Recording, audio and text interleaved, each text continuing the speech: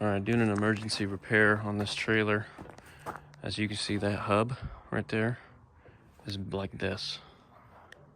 So I guess they got off the side of the road a little bit today and bent that.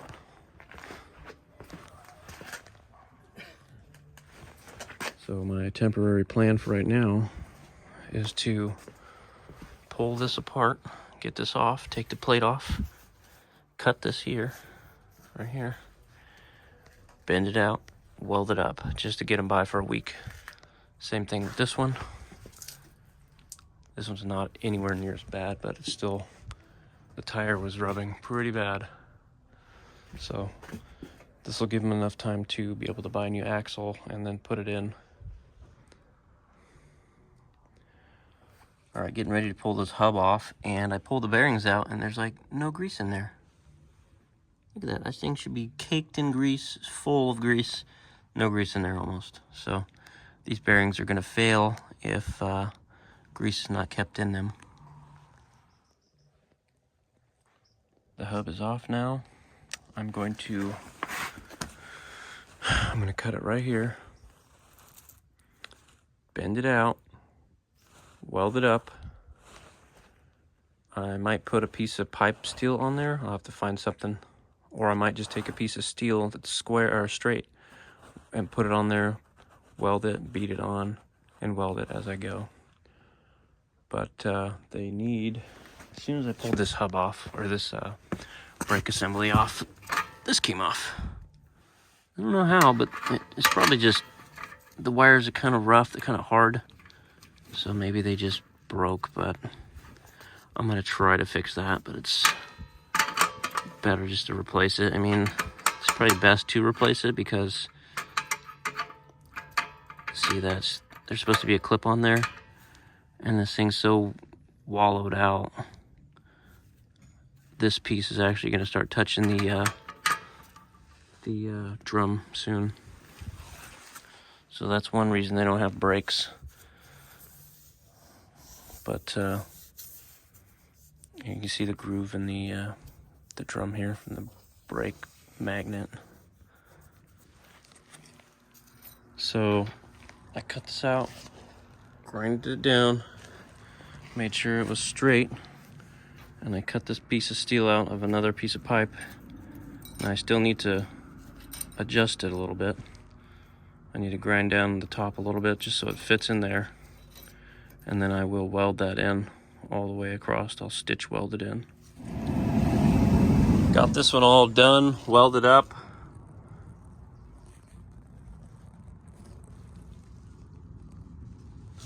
Now I'm taking off this one, and look, no grease. And there's a little bit of rust in there. See, the problem with this kind of business, dump runs and junk removal business, you either A, need to be able to make a lot of money to be able to pay somebody to fix your stuff, or be knowledgeable enough to fix it yourself. Just cut this one, the Sawzall, just cut it right there. Now I'm just gonna smack it with the rubber mallet right here. Now this one is nowhere near as bad as the other one, so we're just gonna smack it a couple times, check the squareness of it, and then go from there. Now this one, I think this one might be bent. I think this one would have been up and then back a little bit, so I'm gonna check for square on that again, but it's hard to tell if it's that or if the bushings have failed and it's just moved a little bit. Also, on these trailers, I have fixed it before in other trailers. See this little piece of steel here? The spring rides on that, keeps it in there. So as you can see, the axle has come in contact with the frame before from being overweight and then hitting big bumps. But what I do is I cut that out, and then I put a block of square steel in there. Now it doesn't have to be solid steel, just, you know, a piece of square tube, and at least 3/16 to a 1/4 inch thick. Put it in there and replace this, and you should never have that problem again. That's what I always do. On this trailer, I'm not gonna do it right now, but the main repair is the the axles being bent and rubbing extremely bad. This one I can actually feel a big groove in the metal. So fix that, fix this one, be done, put it back together. So once again, this is just a temporary fix till the axle is replaced. So I cut it enough. I put a square up to see how square this part is. Smacked it till it was square where it should be. Now I'm gonna weld it all the way around, put it all back together. This one's done. I might hit this spot one more time with the welder, but that's it. And then I'll put it all back together. This one's all done. All I'm doing is adding grease to it. So what I do is I hook up the grease gun to it. I squeeze the trigger at the same time as I'm spinning it, because if you just sit there and let the grease in there, it just kind of goes to one area. But if you're spinning it, it's kind of evening out, getting into every little nook and cranny of there, and then it starts to come out here in the front. No, not there, but I'm doing this with my hand and my leg. And then just spin it. All the old grease is coming out now. All the old nasty. I got most of it out, but not all of it. And also I didn't tighten this, so it's just kind of loose. So this side I went ahead and just butt connected this with some shrinkable butt connectors. So hopefully that'll just get them by for a little bit, because they haven't had brakes in quite a long time. But see how this is beveled?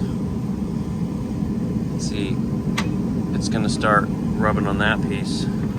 I told them that they need to get new axles and everything, because you know, you might as well get new axles, new hubs, new everything, just brand new, and just put it all in. I mean, you could turn these and you could just buy these. I think these are like 60 bucks a piece. So I'm gonna talk to them about what their options are. As soon as I get this all done, I'm just gonna fix this enough so they can use it for a couple jobs and just get by. Okay, so that one's on there. I'm about to put this one on here. I'm just cleaning off the oily, greasy mess off the seal. The seal's failing, so like I said, everything should be replaced. Alright, so I got it all together. I put the backing plate on, and it was about a 1/4 inch off, so it should be backing plate from this point to the backing plate 2 inches. Right here we're at 2 1/4. So I've cut this here. I'm gonna knock this out a little bit just so it's even, and then weld it all back, and then I'll be done. Put it back together. I just didn't like that it was off that a little bit. Alright, I redid this one again. I made it more out because it was off a little bit and I didn't like it, so I cut it all the way in half, bent it out, and then re-welded it.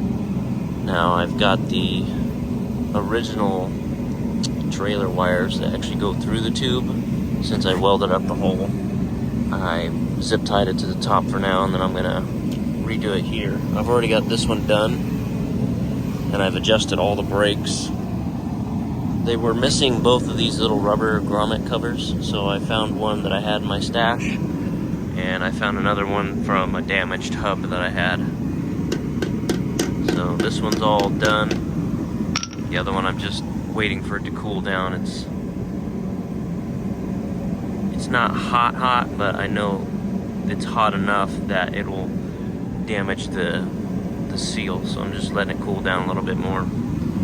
I'm gonna put this wheel on, and then when I get that one done, I'll adjust the brakes, and then I'll bring my truck over and test them, and that'll be it.